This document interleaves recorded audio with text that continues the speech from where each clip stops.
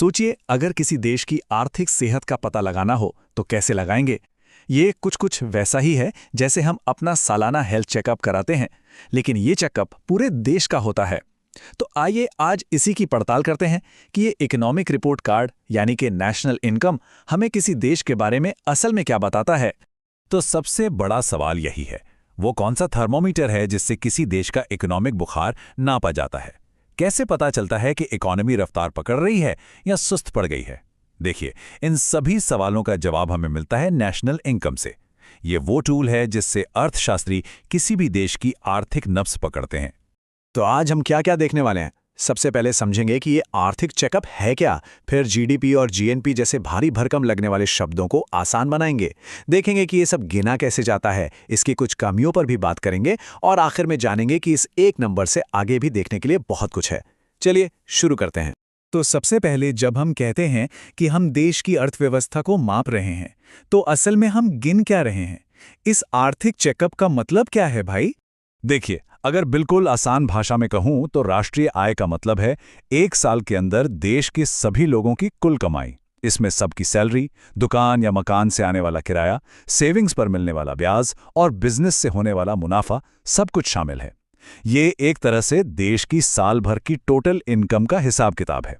अच्छा, अब आते हैं उन दो बड़े नंबर्स पर जिनके बारे में हम खबरों में सबसे ज्यादा सुनते हैं, जीडीपी और जीएनपी। ये दोनों ही नेशनल इनकम को मापने के सबसे आम तरीके हैं। लेकिन मजे की बात यह है कि ये दोनों इकोनॉमी की थोड़ी अलग-अलग कहानी सुनाते हैं और इनके बीच का ये फर्क समझना बहुत जरूरी है। तो जीडीपी यानी ग्रॉस डोमेस्टिक प्रोडक्ट, इसका सीधा सा मतलब है एक साल में देश की सीमाओं के अंदर जितना भी सामान बना और जितनी भी सर्विसेज दी गईं, उनकी टोटल मार्केट वैल्यू। यहां सबसे जरूरी शब्द है अंदर। मतलब ये नहीं देखा जाता कि उत्पादन कौन कर रहा है, बस ये देखा जाता है कि हो कहां रहा है।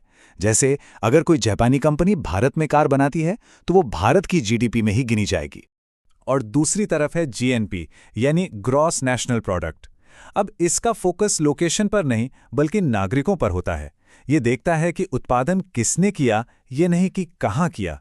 इसमें एक देश के नागरिकों ने दुनिया में कहीं भी जो कुछ कमाया है वो सब जुड़ जाता है, फिर चाहे वो भारत में कमाया हो या अमेरिका में। तो सीधी सी बात हो गई, जीडीपी लोकेशन देखता है और जीएनपी मालिक यानी नागरिकता देखता है। भारत के केस में जीएनपी अक्सर जीडीपी से कम होता है। क्यों?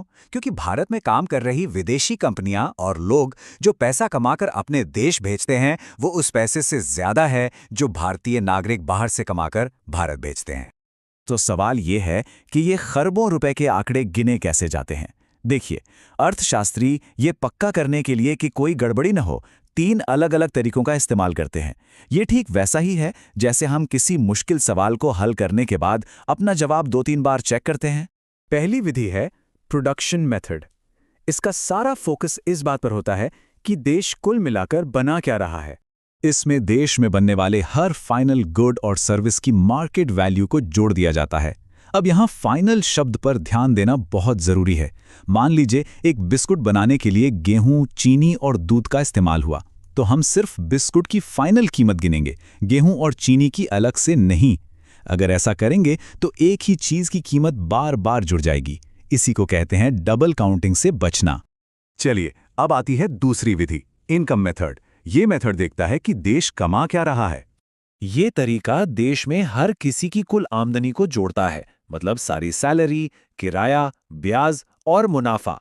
और पता है ये काम क्यों करता है? क्योंकि इकोनॉमी का एक बहुत ही बेसिक नियम है, एक इंसान का खर्च हमेशा दूसरे इंसान की इनकम होता है। इसीलिए थियरी में देश की कुल कमाई और कुल उत्पादन बराबर ही होना चाहिए। और हमारी तीसरी और आखिरी विधि है एक्सपेंडिचर मेथड, जो इस बात का हिसाब रखती है कि देश खर्च क्या कर रहा है। इसमें देश के अंदर हुए सारे खर्चों को जोड़ा जाता है, जैसे कि हम और आप जैसे लोग जो निजी खर्च करते हैं, सी, कंपनियां जो निवेश करती हैं, आई, सरकार जो खर्च करती है, जी, और हमारे एक्सपोर्ट और इंपोर्ट का जो अंतर होता है जिसे नेट एक्सपोर्ट कहते हैं, X-M।